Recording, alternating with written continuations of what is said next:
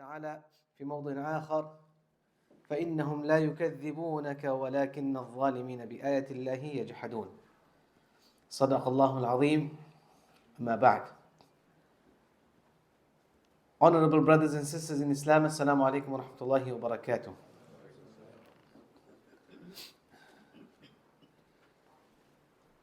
As we have been discussing over the many months now, the atrocities meted out to the Muslim Ummah in general, and our brothers and sisters in Palestine, specifically in Gaza and other places. We have the statistics in front of us. We know what is going on. We should not be naive to the events of the world. Congratulations that you have a convicted felon who is now leading the free world. Congratulations. Well, at least look at it from this perspective. He is aduwwun mubin, and the other one is nafsul ammara. So that's what we can say. This guy, he is aduwwun mubin. We know that he's the enemy. We know how the Muslims suffered. But the others, they are nafs ammara. The nafs ammara is 1 degree worse than the shaitan, because the nafs of shaitan was the one who led shaitan to become the devil. So they are the concealed, an enemy under disguise. With the new leader, everybody is very skeptical. Everybody is like very cautious, treading on pebbles and eggs. May Allah Ta'ala make khair for the ummah, for the world at large. Somebody said it very nice the other day. When the US and the UK coughs, then we get pneumonia on this side. So that's what happens. Nevertheless, we have been also recently, alerting ourselves to the important aspect, and that is Iman and Yaqeen building. Coming back to where we should have started off.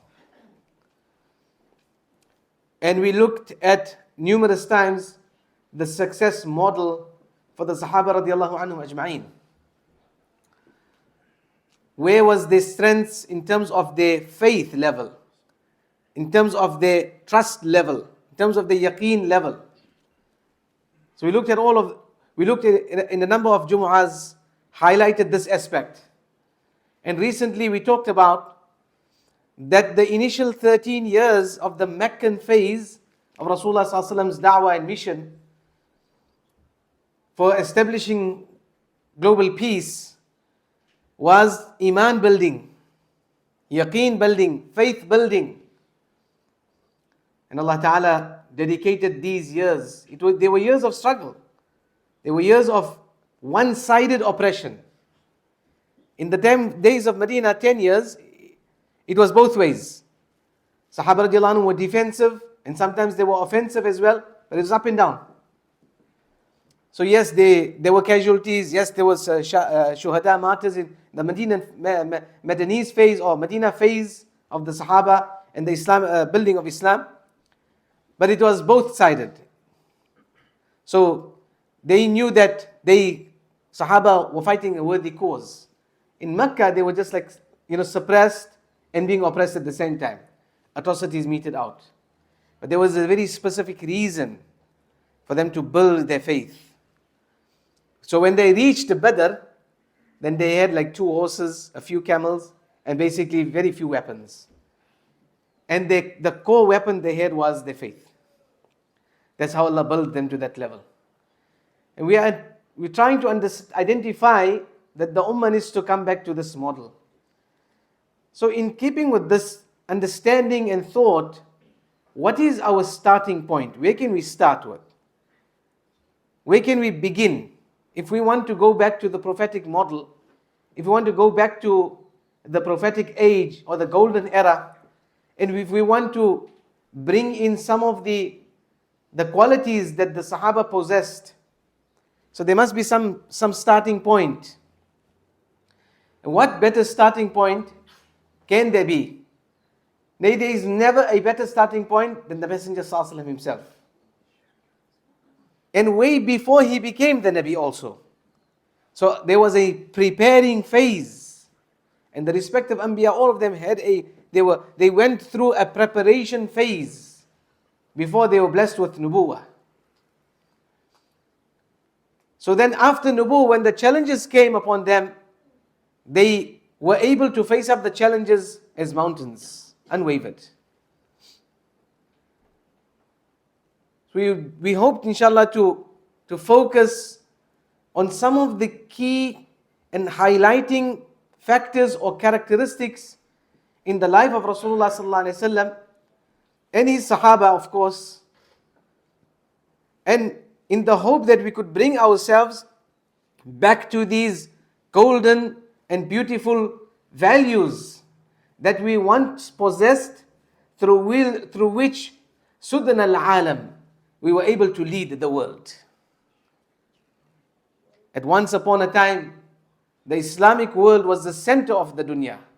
People would come from across the world, different faiths, to be able to reside in Muslim lands, whether it was in Spain, in Iraq, which was the center and the hub of ulum, knowledge, and all the different facets of knowledge. The Turkish Empire, the Ottoman Empire, that we were once at that point where we were ruling the world. But we started off somewhere. We started off with the prophetic values.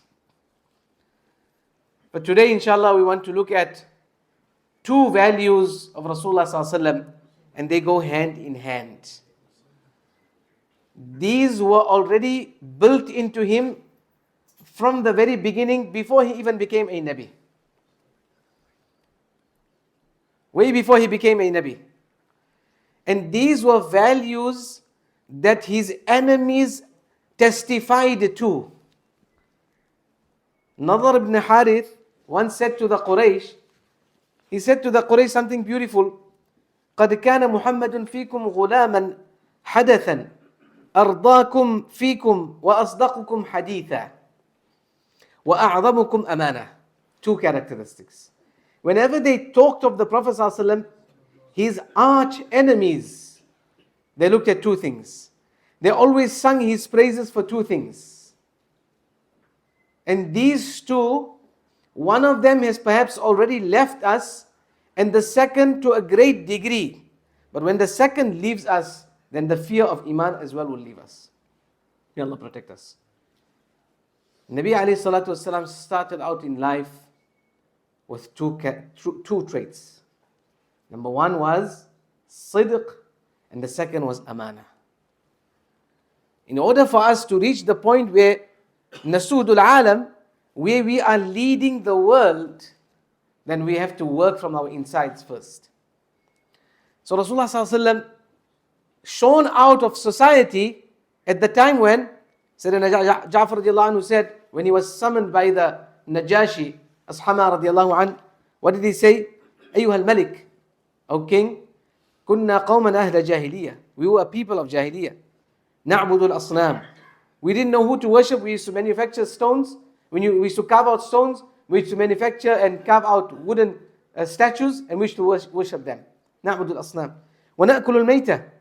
We had none to make an offering to. We would just pick up the dead animals on the road and we used to eat that. Everybody knows that dead animals are unhealthy even for your health. Carrion meat is unhealthy for your health, whether you are a worshipper or not a worshipper. You only eat that under extreme circumstances if you're fearing death. Na'til fawahish. We talked of these things, some of the practices of Jahiliyyah. Fawahish, zina, adultery, fornication. This was the norm of the day. And by the way, all of these things are going to return prior to Qiyamah. The Prophet ﷺ said, Qiyamah will not come until the women of Daws will circle around in worship the idols of Dhul Khalasa. And this animalistic behavior will become so common that it will happen on the streets. We're seeing as the starts of these things already. وَنَقْطَعُ الْأَرْحَامِ. We used to sever family ties. Family ties meant nothing. The fabric of the society was in tatters, messed up completely. وَنُسِيءُ الْجِوَارِ.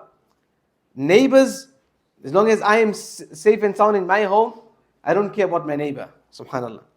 يَأْكُلُ الْقَوِيُّ مِنَّ الضَّعِيفِ. the hierarchy took advantage of those who were low down. But then a Nabi came from amongst us. We knew his nasab. He came from a noble family, nobility. We knew his nasab. He came from a noble family. So it's not like this, precisely what we're talking of. A convicted felon who's leading the world. He came from a noble family. So that's the beginning point. You know that the family is a noble family, and the fruits that a noble family is going to bear is going to be similar to that. May Allah make khair for the ummah under the new leadership. ستبدي لك الأيام ما كنت جاهلا. You will ويأتيك بالأخبار من لم تزودي. The days are going to tell as the events will unfold. And people will bring news for you. You have no idea who will bring different types of news for you. He called us to what? دعانا إلى الله لنوحده ونعبده. To worship Allah Ta'ala and monotheism. ونخلع ما كنا نعبده. وأمرنا. What did the Prophet ﷺ begin with his teachings? بصدق الحديث. Truthfulness. Sadiq. We have to begin with this point in order for our reformation to take place. Rasulullah ﷺ was sent for the reformation of mankind. Tazkiyah. So the starting point of tazkiyah is, let us start speaking the truth. Let us start being truthful to ourselves first. Let us start being truthful to us, others. And truthfulness is not just, okay, I say something which is true, okay, fine. Truthfulness is sidqul hal, sidqul qawl. You are truthful in your speech, but you are truthful to yourself in everything. Your internal and your external is true.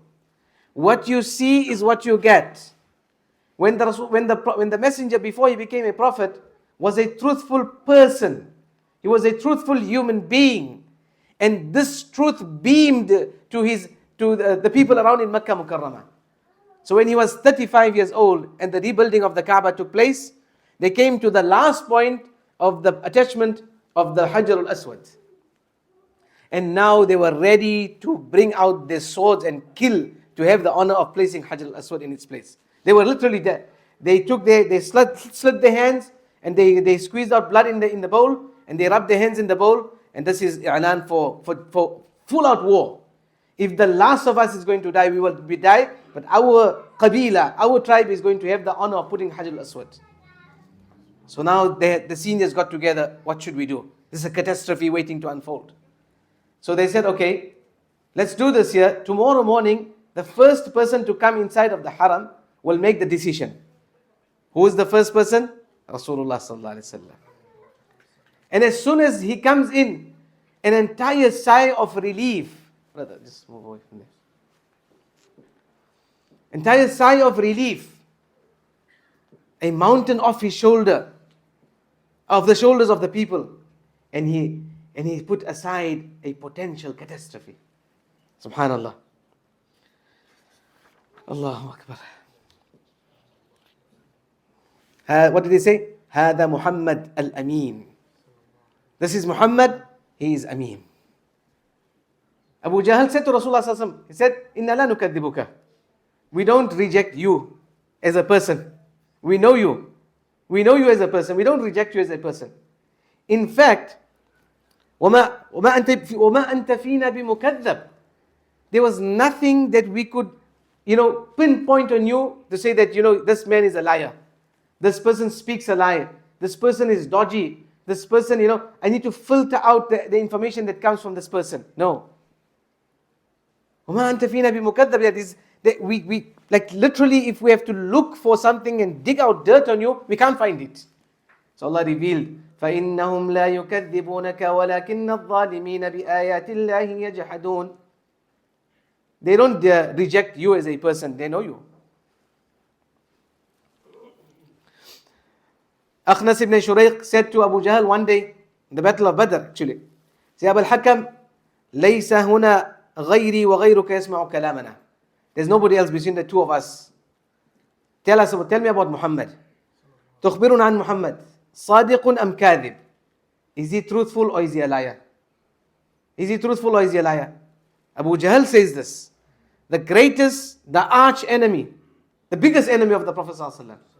He said, Wallahi, inna Muhammadan la sadiq, wa ma kadhaba Muhammadun qat. Wa ma kadhaba Muhammadun qattu. He said, by Allah, Muhammad is truthful and he has never spoken a lie. Never. So there has to be a starting point for our reformation. And we learn this and we take our deen, our guidance from the Prophet ﷺ. لَقَدْ كَانَ لَكُمْ فِي رَسُولِ اللَّهِ أُسْوَةٌ حَسَنَةٌ لِمَنْ كَانَ يَرْجُو اللَّهَ وَالْيَوْمَ الْآخِرِ. Allah says, verily, in the Messenger ﷺ is the perfect example. In every aspect, al-uswatul hasana, the most perfect, pristine, and pure, and unique example for the salvation of mankind. In every aspect, in every field. And he ﷺ shone out prior to the days he became the Nabi of Allah with sidq and with amana, trust. Suffice for us to say that when they had passed their parliamentary judgment or decree to assassinate Muhammad ﷺ, to have him killed. Not only that, when they were actually executing their plan and they were standing outside his house, these very same people and their tribes and their family men had their possessions in the household of Rasulullah ﷺ, because on the face of the earth at that particular time, there was no human being who was more amanat and he had more trust than Rasulullah ﷺ. That in itself tells you volumes. Tells you volumes. Hiraqal from Rome, the Roman emperor. So Abu Sufyan radiallahu anhu at that time was still not Sahabi. He was passing by with his caravan. So Hiraqal, got news of them. He summoned them. Hiraqal was an intelligent person. They were people of a divine order, of a deen, monotheistic religion, Christianity. So he wanted to investigate the authenticity of this man who's claiming nubuwah. They knew at the back of they always knew that he ﷺ was genuine. They just needed some signs to know 100%. Or they just needed to feel nice. So anyway, he calls Abu Sufyan and he says, I need to question you and ask you a few things. And if he says a lie, please, you need to rectify him. The people, Abu Sufyan's own people. And everyone is there. He calls his interpreter, his translator, and he asks Abu Sufyan. So they have an engagement, they have a discussion. One of the questions he asks Abu Sufyan, فَهَلْ كُنْتُمْ تَتَّهِمُونَهُ بِكِذْبٍ قَبْلَ أَن يَقُولَ مَا قَالَ. Prior to his claim of this prophethood, did you have any doubts? Did you have any accusations of lies on this man? Can you highlight any incident in his entire past or his history or his biography for 40 years where he said or he did or he spoke a lie? Even if there was just an accusation, forget going through the process of finding out and having a trial whether he's guilty or not. Just a mere accusation. What Nabi Sallallahu Alaihi Wasallam said, ittaqu mawadi'at tuham. Stay away from places in which you will predispose yourself to an accusation, a ridicule. Subhanallah. So particular. One is Nabi Sallallahu Alaihi Wasallam, Safiya radiallahu anha came, it was the night time, so Rasulullah Sallallahu Alaihi Wasallam was leaving her out. And it was in the evening time. So Nabi Sallallahu Alaihi Wasallam is walking with this woman, obviously Ummahatul Mu'mineen, his wife, and a Sahabi passes by, and so he saw and he turned away. He said, listen brother, hold on. Innaha Safiya. Just so that you don't make a mistake, this is Safiya, my wife. He says, Ya Rasulullah, we never had the thought, any other thought. He says, no, I have no doubts on you. I have doubts on the devil inside of you. He didn't say that, I'm saying that. So stay away from places or things that you'll be even open to accusation. Imam Abu Hanifa rahimahullah, that makes them the Imam. On one occasion he was traveling on the ocean, on the ship, and he had some gold. He was a wealthy merchant, he was a cloth merchant. And he had some gold. So somebody saw this gold, wanted to lay claim to it. So he raised an accusation and he said, listen, this man has stolen my gold. He could have gone through the process of a trial and he would have come out clean, fully free, exonerated. But he did not even want that slightest doubt on his name, that you know what, he was once in court. He had once appeared in court. Because nobody knows, nobody will later on say that, okay, you know what, his name was cleared. They'll say, no, he was in court. And then people will now run their minds. Oh, why was he there? What happened? Or if this, but, and maybe the system was rigged and there was some bribery taking place, so he came out of the situation. No, nothing like that. He took that gold and he threw it overboard into the ocean. When they came to investigate, he's got nothing on him. So the brother later on asked him, Imam, what happened? I saw the gold on you, but what happened? He says, I threw it overboard. Why did you do that? He says, because we would have gone through the process of a trial and I would have come out clean. My name would have been free, but I would have had this mark of appearing in that court. Did you ever doubt Muhammad sallallahu alaihi wasallam ever of a lie? Abu Sufyan at that time was the enemy of Rasulullah sallallahu alaihi wasallam. Later on he became Sahabi. He says, La, never. Second to that, two qualities. Sidq, truthfulness, and amana. فَهَلْ يَغْدِرْ, does he violate any of the trust and amana? He says, again, La, never. So my brothers and sisters, our time is up, inshallah. We're going to try and keep our times restricted now. We have to have a starting point for the reformation of ourselves as an ummah as well. These are core values that stand parallel to our deen, parallel to our iman. Nabi ﷺ said, he who has no amana has no iman. If your amana leaves you, your iman leaves you as well. That's why I said, amana is starting to leave us to the point that a time is going to come, people will travel, like how we go for holiday, will travel to a town to visit this individual because he is known to be Amin. Like how we go for sightseeing, people will travel to a specific town because you know what, there's a famous brother, what's so good about him? He's a trustworthy person. So iman and amana go hand in hand, like the two fingers. Iman leaves you, amana leaves you. Amana leaves you, iman leaves you. May Allah Ta'ala bless us. May Allah Subhanahu wa Ta'ala purify us and reform our hearts. Wa akhiru da'wana alhamdulillahi rabbil alameen. Inshallah, just a quick reminder, brothers and sisters. Inshallah,